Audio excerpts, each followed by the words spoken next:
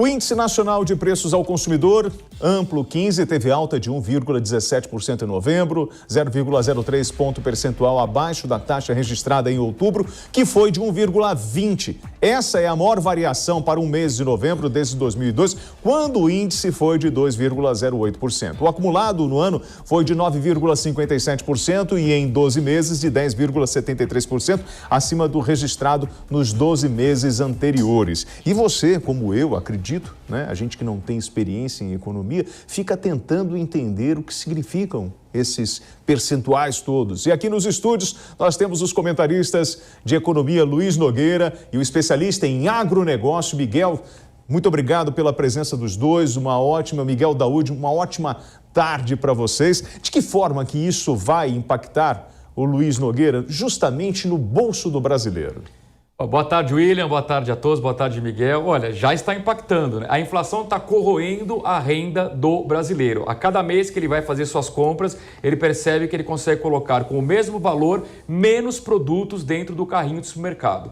Isso, de alguma forma, reduz o poder de compra dele e está reduzindo, inclusive, a confiança do consumidor. Ontem mesmo saiu um dado importante da Fundação Getúlio Vargas mostrando que o patamar de confiança do consumidor está no menor nível desde abril desse ano. E não à toa, de abril para cá, qual foi a grande novidade da economia? Essa alta da inflação que já supera os 10% quando a gente olha o número acumulado em 12 meses. Então, William, é um dado muito ruim, é preocupante e não é à toa que o Banco Central está acelerando na alta de juros para tentar controlar não mais a inflação desse ano, mas a do ano que vem, cujo teto da meta é de 5%, ou seja, metade da inflação desse ano. Miguel, você como especialista, Miguel Daúde, especialista em agronegócio, é claro que o comerciante, aquele que está dentro do agro, ele quer cada vez mais o seu produto mais barato para ele poder vender mais e ter mais lucro, porque o objetivo é fazer a roda girar. E a gente hoje vai no mercado e vê que está tudo subindo. Esse reflexo também está afetando o produtor. E o que nós podemos esperar no futuro do agro? Ou seja, são produtos mais caros e a mesa do brasileiro mais vazia?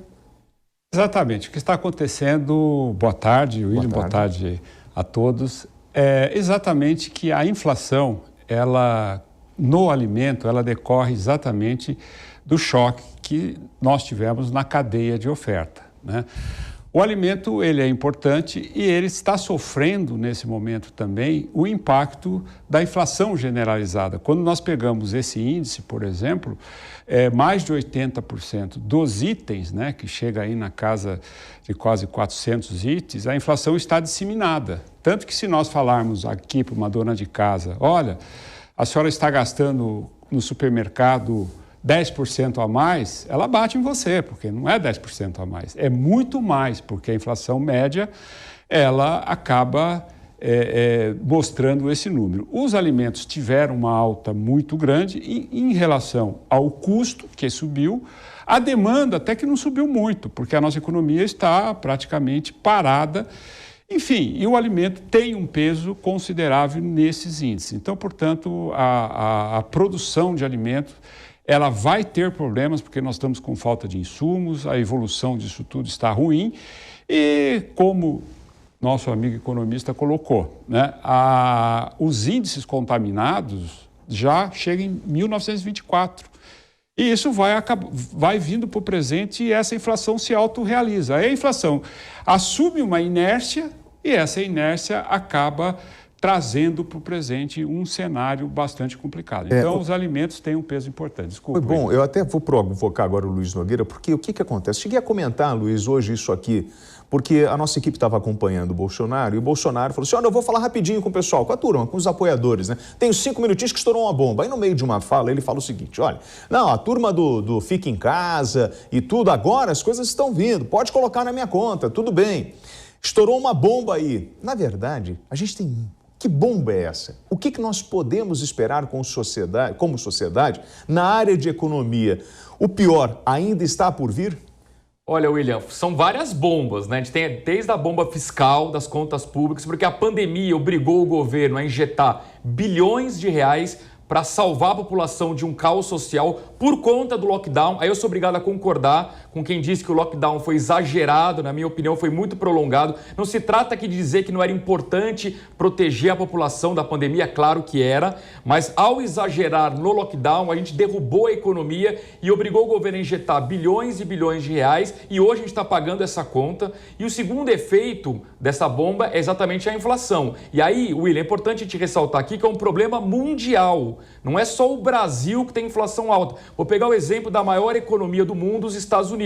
Lá a inflação está na casa de 5%, que para os padrões americanos é um absurdo. É a maior inflação desde 1990. Isso está, inclusive, derrubando a popularidade do presidente Joe Biden, que, num ato de desespero, para tentar derrubar o preço do petróleo, ele resolveu pegar uma parte das reservas de petróleo dos Estados Unidos e jogar no mercado. O raciocínio dele foi o seguinte: se eu coloco mais petróleo à disposição, o preço cai. Só que o tiro saiu pela culatra, na verdade o preço subiu. Por quê? Primeiro porque o volume que ele colocou é muito pequeno. E segundo porque quem manda no preço do petróleo é um cartel chamado OPEP, que são os produtores de petróleo. E eles alegam o seguinte: no ano passado, na pandemia, na média, o barril de petróleo custava $40, que é um valor baixo. Agora, esse ano, na média, está $80. E eles falaram, é a nossa vez de ganhar dinheiro. A gente perdeu dinheiro no passado, vamos ganhar dinheiro agora. Então, eles não aceitam permitir que o preço caia. Então, quando o governo americano vai lá e joga petróleo no mercado, eles falam assim, então a gente vai tirar petróleo do mercado. E com isso, eles conseguem fazer com que o valor suba. Para concluir, é um problema global, influenciado por essa questão do petróleo. Aqui no Brasil tem um componente a mais, que é o preço da energia, fruto da falta de chuvas, ou seja, a pandemia de fato desarrumou a economia global, desarrumou a economia brasileira e a conta chegou. Infelizmente, nós, brasileiros, estamos pagando a conta hoje do que aconteceu no lockdown da pandemia. Então a gente está falando de crise hídrica, de pandemia, de aumento mundial das taxas, dos juros, enfim, uma grande bagunça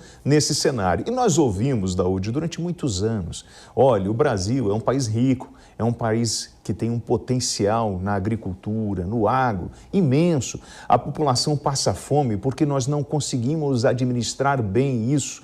Aí eu pergunto, é possível reverter isso com o potencial que nós temos aqui no Brasil? E o que precisa ser feito? Você acredita que o governo federal está no caminho certo para a gente organizar essa casa?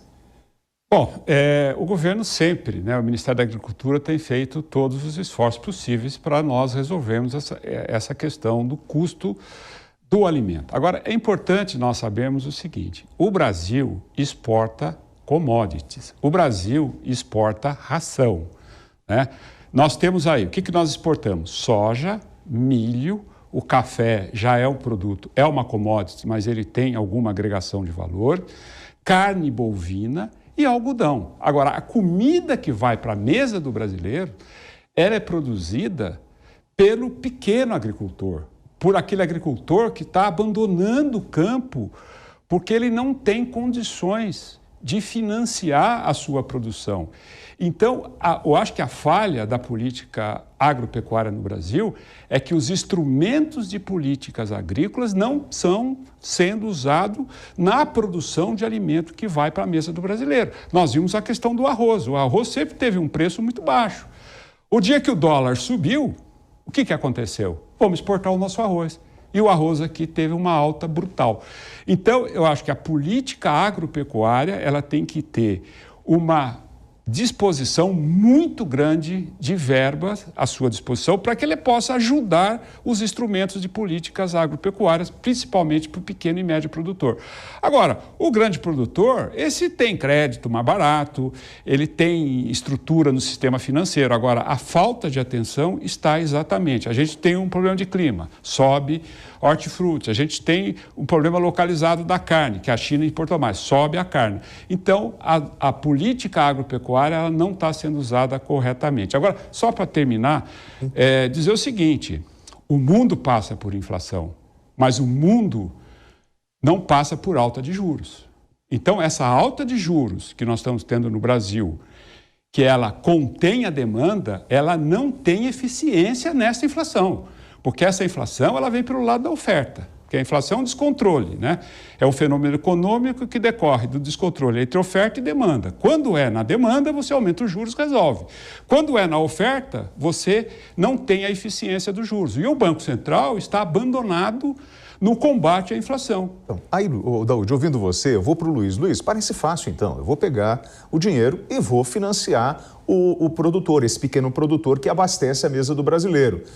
Mas levando em consideração essa taxa de juros no país e ainda que nós dependemos de fenômenos climáticos para um bom resultado nessa produção, o risco é muito alto. O que eu acabo fazendo? Eu acabo endividando este pequeno produtor e ele se mete numa bola de neve, num redemoinho e não consegue sair? É uma boa pergunta, William. O agronegócio, ele tem um fator de risco grande que é o clima que ninguém controla. Isso, de fato, não há como a gente resolver isso. Agora, o Daúde tem razão quando ele pede das nossas autoridades mais financiamento para o agronegócio, com juros subsidiados. Por quê? Porque é um setor fundamental da economia, a gente precisa ser justo aqui, foi um setor que não parou de trabalhar em nenhum momento durante a pandemia, garantiu o abastecimento de todos os brasileiros. Imagine todo mundo preso dentro de casa o ano passado, se faltasse comida, o caos que teria sido. Então o agronegócio deu um show, continuou crescendo, garantiu alimento para todos os brasileiros, mas é um setor que sofre muito por diversas oscilações, desde as oscilações climáticas, oscilações de câmbio. Nesse momento, a gente está começando a plantar agora, já estamos plantando uma nova safra, com um dólar caríssimo. Esse dólar impactou no preço dos insumos, fertilizantes, ou seja, foi muito caro fazer esse plantio.